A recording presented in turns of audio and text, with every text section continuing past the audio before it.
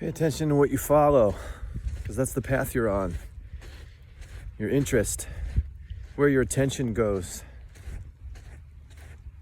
This is really the mark and the sign of what the nature of your life path is. You can look right at it. It's nice that we have a world that kind of gives us so much, or it can give us so much clarity on where we're headed, because we have so much documented. If you look at social media, Instagram, for example, it's like a map of your interest. And because it's algorithmic, the content that shows up on there spontaneously shows you what you've been interested in. Life is pretty much the same thing.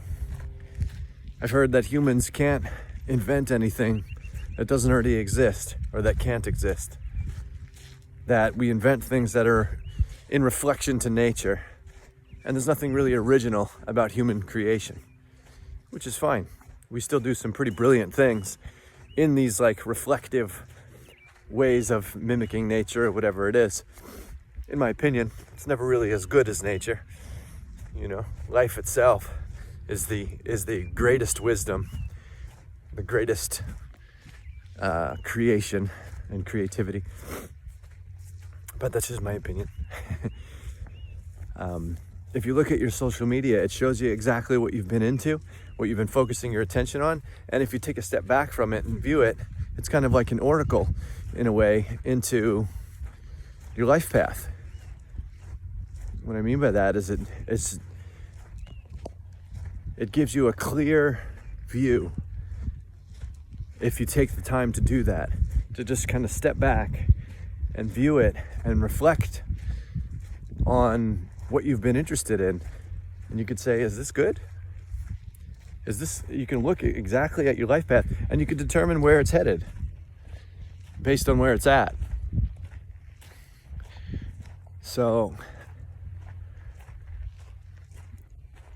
what's nice about it is you can use that to your advantage instead of getting sucked into it and feeling like you're a victim of it.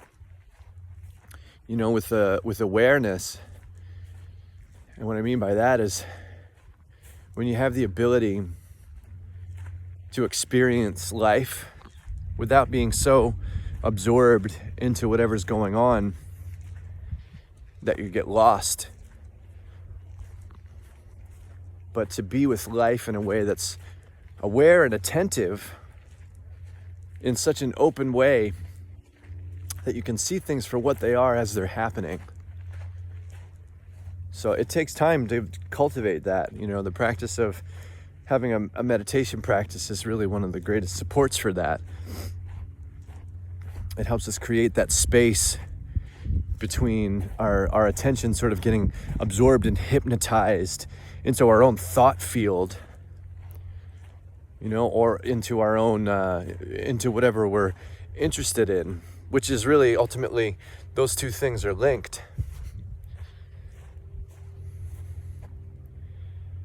You know, if you think about it, like when you're absorbed in content on your phone, for example, you're watching a video, you kind of get hypnotized by it and so consumed by the content, but really you're in your own mind as well.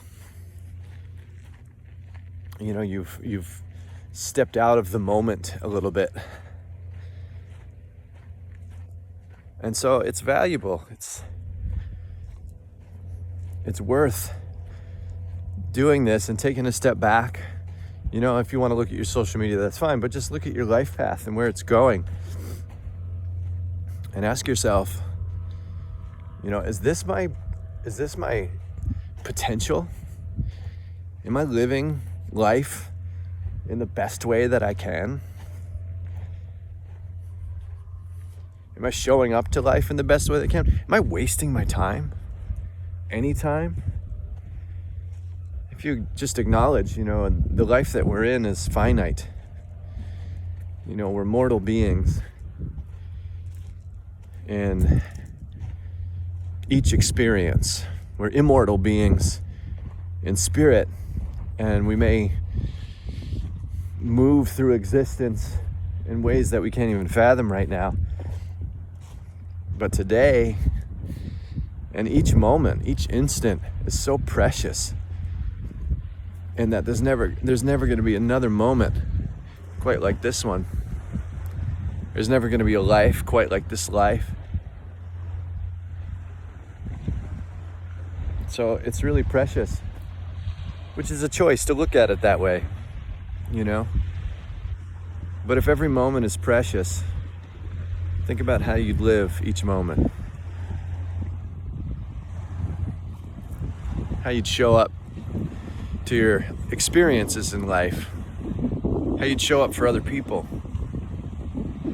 Every moment's so precious, fleeting.